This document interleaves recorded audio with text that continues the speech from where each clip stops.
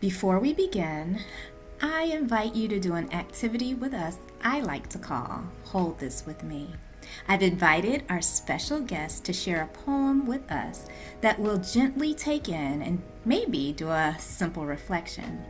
Wherever you are right now, maybe you're driving, walking, sitting with a cup of tea or coffee, maybe folding laundry, I invite you to pause for a breath.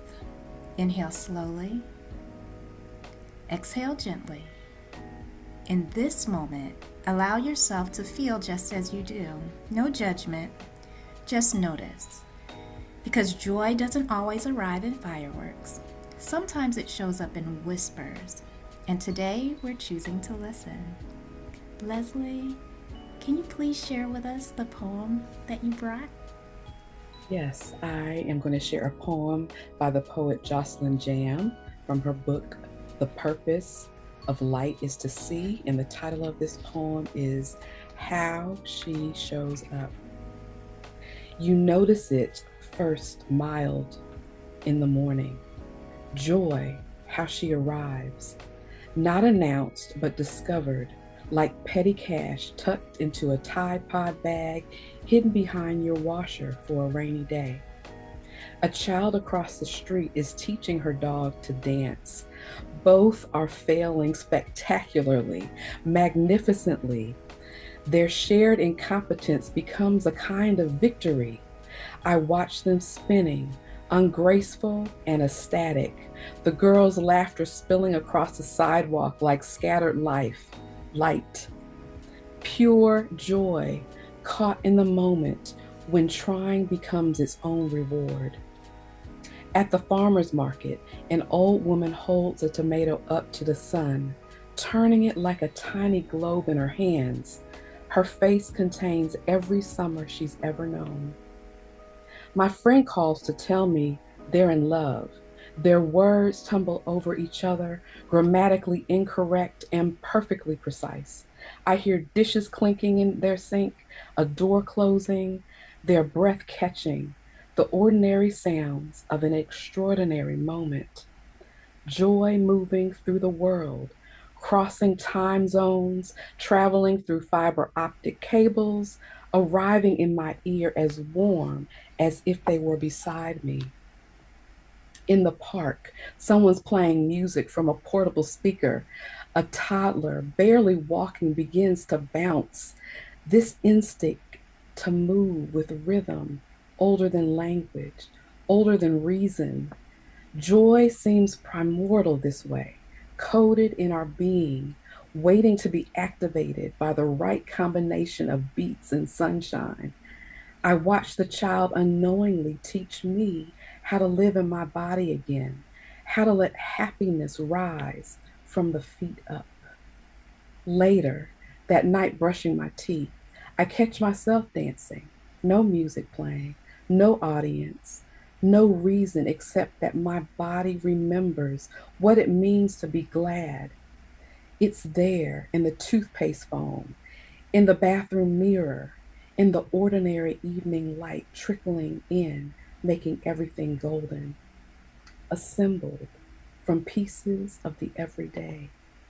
It's in the way plants lean toward light, the way strangers laugh at the same joke on the subway, the way your name sounds in the mouth of someone who loves you, in the recognition that joy is always under construction. A good meal, a remembered dream, the touch of a hand, the exact temperature of the autumn air against your skin. I am collecting these moments like lines from my obituary, each one a weight, anchoring me to the world.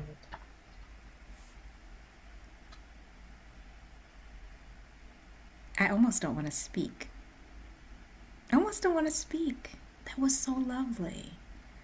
I love the line about joy always being under construction. Mm-hmm. So many of those lines hit me very strongly. Yeah, yeah. I could hear my heart start to beat as the poem progressed. Like I was very aware of my own heartbeat while hearing this poem. Yeah. So It's beautiful. unexpected and so natural. Yeah. Thank you so much for bringing that and sharing that with Yeah, us. it aligned. Yeah. Oh, wow. Well, welcome to Held with Joy. Held with Joy is a sacred and practical space where psychological well being, emotional health, and spiritual health meet. The space where we talk about gentle practices that help us live with intention, especially in challenging seasons. I'm your host, Kelly Holder, and my heart behind this podcast is simple: to remind you that joy is always available, even when life feels heavy. Today's conversation is about intentional living, connection, and how joy can be cultivated in the midst of parenting, leadership, and community building. I am so grateful to welcome Leslie Bray to the podcast today. Leslie is an intentional living coach and community mentor who empowers people and guides them into authentic connection with themselves through self care, with their children through conscious parenting, and with their community through values aligned relationships. She writes and speaks about connection, conscious parenting, and education rooted in relationship and liberation. Her work is deeply grounded in the belief that how we show up for ourselves and for others shapes the kind of world we build. And most of all, Leslie is my Yes, yes, yes, yes, cousin. yes. Leslie, welcome to Help with Joy. Thank you so much for the invitation. I'm excited to be in conversation with you.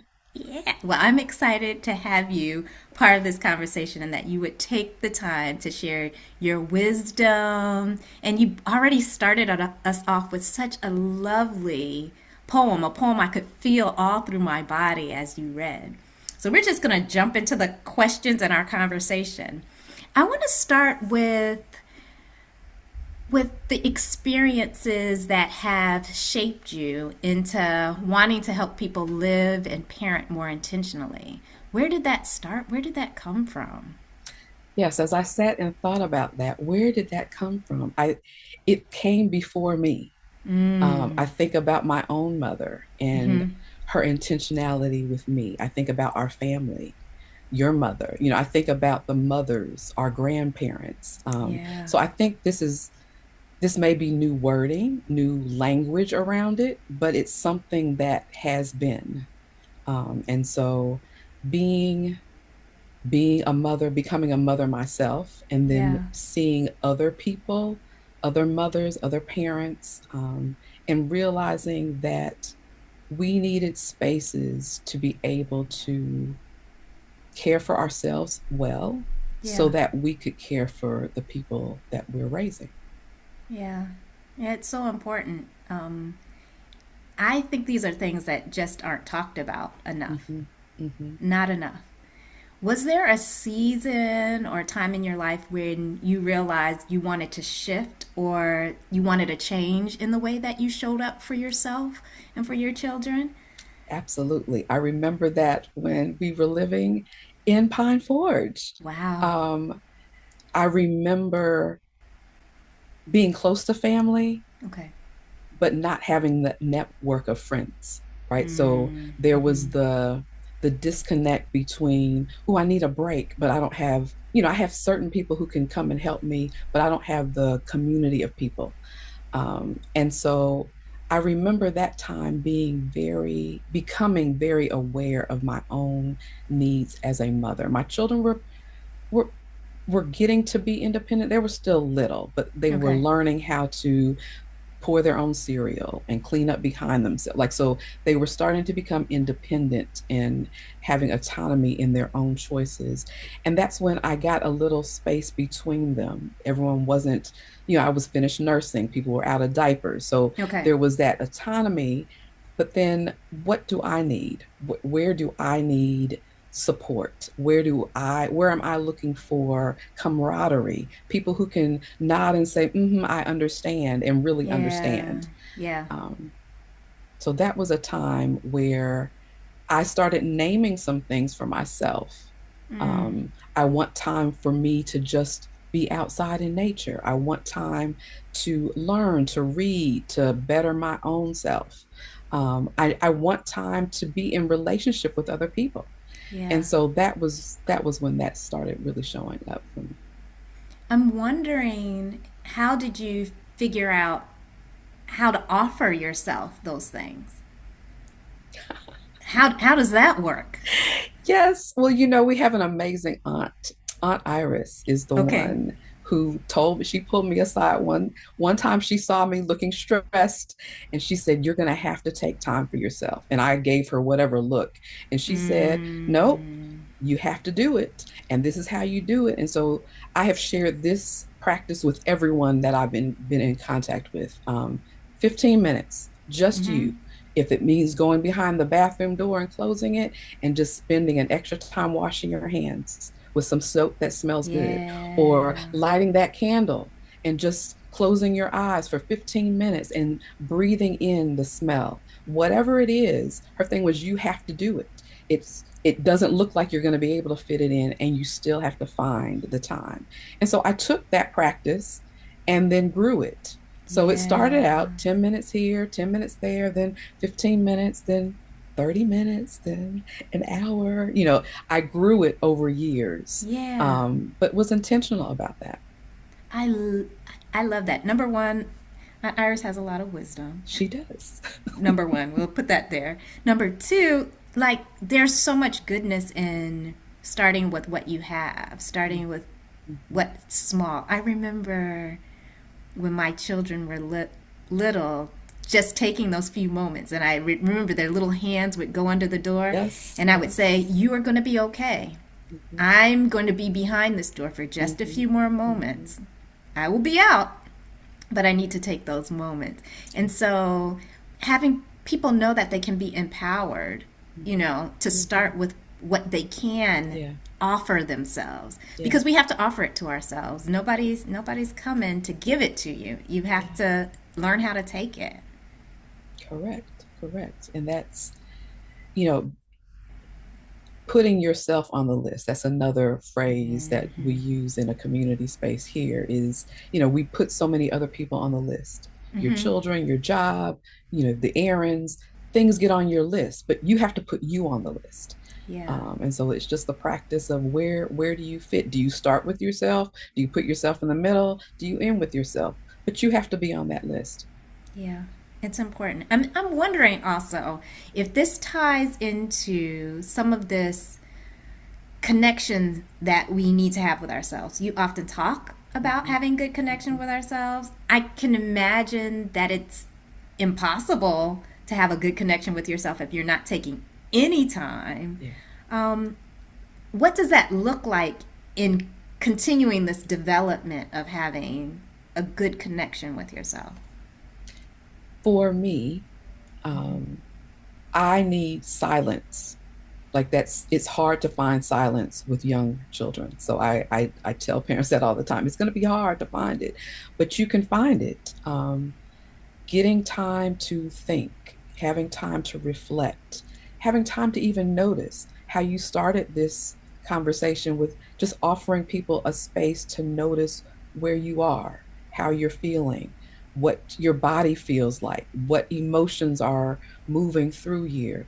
If we never have the space to just pause, we never get the chance to tap into, to check in with ourselves, to see Right. what do we need. And that is a practice I think is just really important. Sometimes we have to steal that. I one of the practices I had was taking the time out. I took time outs as opposed to my children being sent to take time outs. I took the time out. Mommy needs a timeout, and I'm setting the timer so I'm going to come back. But needing that time just to breathe, just to Yeah. nourish myself. Yeah. So necessary. And it is really important that as individuals we figure out what we need Mhm. to start to build that connection with ourselves. I think I like a variety of things. So Mhm. sometimes it's in silence, sometimes it's in movement, Mhm. sometimes it's in creating. Mhm. And I know I need to be intentional about making sure I have a variety instead of getting stuck one place and then Yeah. realizing, Yeah. this isn't doing for me what it used to do for Absolutely. me, you know? Absolutely. Yeah. And being willing to try something new. Yeah, Because sometimes what somebody else is doing may sound great, but it doesn't fit you. So figuring right. out what lights you up, what fills you up. Yeah. Yeah, I hope folks who are listening feel empowered to experiment because Hmm. sometimes it takes a little bit of experimenting. Hmm. Hmm. Sometimes we'll say, well, that's not for me, and it might not be, but if you Hmm. haven't done anything at all, maybe you might want to try something. You know, if Yeah. you don't Yeah. know, give it a try. If it don't work, move on to the next thing, but it's okay to experiment. And even if it doesn't work, you've learned something like, Hmm. Hmm. okay, that doesn't work. I could try Hmm. something else. Hmm. But I will find something if I keep making the intention and offering Yeah, myself the offering space. yourself something else. Just like with food, we have different Mm-hmm. tastes, there's different spices and seasonings, and some things smell great and taste bad. And some things don't smell so great, but hey, I like the way this combination tastes. So Right, being right. willing to try the different things. Yeah. Yeah. Yeah. Okay. So I want to know, where does joy show up in your life? You have a lot of hats as a parent, Yeah. as a coach, as a community leader. You know, where does how does joy show up for you, or how do you see joy in your life? Yeah, I can say I see it everywhere. Like I have a joy corners, which contain plants and candles in my personal space. Joy is in the bird song. Going outside and just hearing a new bird sound I heard today, and that's a blue jay. Just welcoming the birds back from their migration. Joys in laughter. Whether it's my own or hearing somebody else's. The running joke in my home is you can't laugh without mommy. If I hear laughter, I'm going to come running because I want to be a part of the laughter.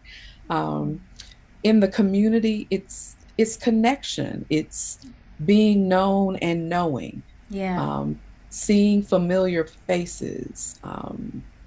Checking in. Sometimes it's not all joy doesn't come just pouring in. Sometimes it's between things, between Yeah. spaces, greetings, meeting, doing good work together. Uh, just the pause in the car before coming into the house. Yeah. Joy can be in all those different spaces. Yeah. It's lovely how you're able to see that it can exist in those places, Mhm. you know? Because oftentimes folks look for joy in one place in particular. And that poem you read really, I mean, it really created a great picture about the variety of ways joy could show up. Yeah, yeah. I was watching, I guess it was a TikTok earlier, and the woman was just acknowledging taking urgency out of her task brought joy Yeah. in. So it was demonstrating like scrubbing dishes, just scrubbing, scrubbing, scrubbing. And then it was, oh, I can take my time. And when she slowed down, she was like, joy showed up. So Yes. that was a visual of just how slowing down can Yes. invite the presence of it, because I think it's always there. And do we recognize it? Do we want to embrace it? Do we have the capacity? Because we don't always have the capacity Right. for joy to join us in a moment. Right. But just knowing that it's always there, so that when you're ready, Yeah. just look up, just notice. Mm-hmm. And it's there. It is there. Mhm. But noticing and recognizing whether you have the capacity or not. I also really love the idea of slowing down as a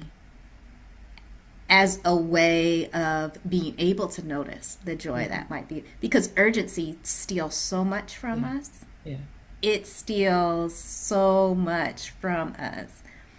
And everything that happens in the world around us, we are always always pushed to be urgent. hmm hmm And so when we can resist and slow down, it can be extremely helpful. absolutely. Extremely helpful. All right, well, we're winding down. Our time is almost up. But I'm wondering if you have any words of advice for someone who's listening who might be like, okay, we can notice joy, we can see joy somewhere, and might feel like, I just need one other tip, one other thing that might help. What would be the one other thing that you might share? The one. Okay. I'm thinking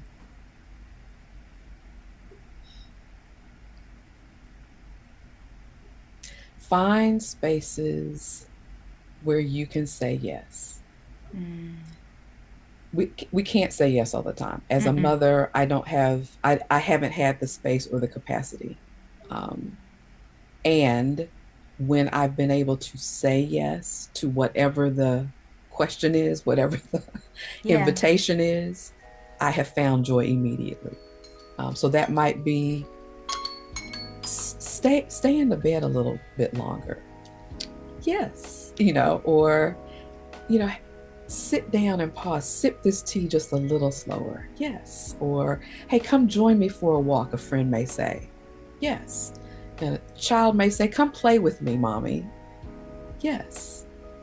So find spaces where you can say yes. Yes, yes activates joy. Yeah. Yeah. I like that so much because the things that you listed are the things that we often have some invitations to, but because of urgency somewhere else or needing to do something, we may quickly say no without considering, wait a minute, this may be the pause or the space or the thing that aids me to slow down today. That might invite a little bit more joy in. Mm-hmm. So find ways to say yes. Yeah. I like that so much. So much. Thank you so much for being with us today. It has been a really great discussion, and we may have to do this again. Yes. See how she practiced that already? I love it. I love it. So thank you again for sharing your wisdom and your heart with us.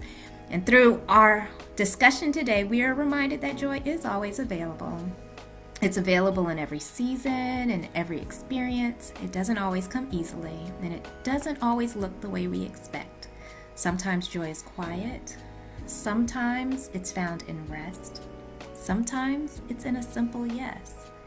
But it is there. And if today you're listening and you're having trouble reaching it, if it feels far away or buried underneath everything you're carrying, please remember this.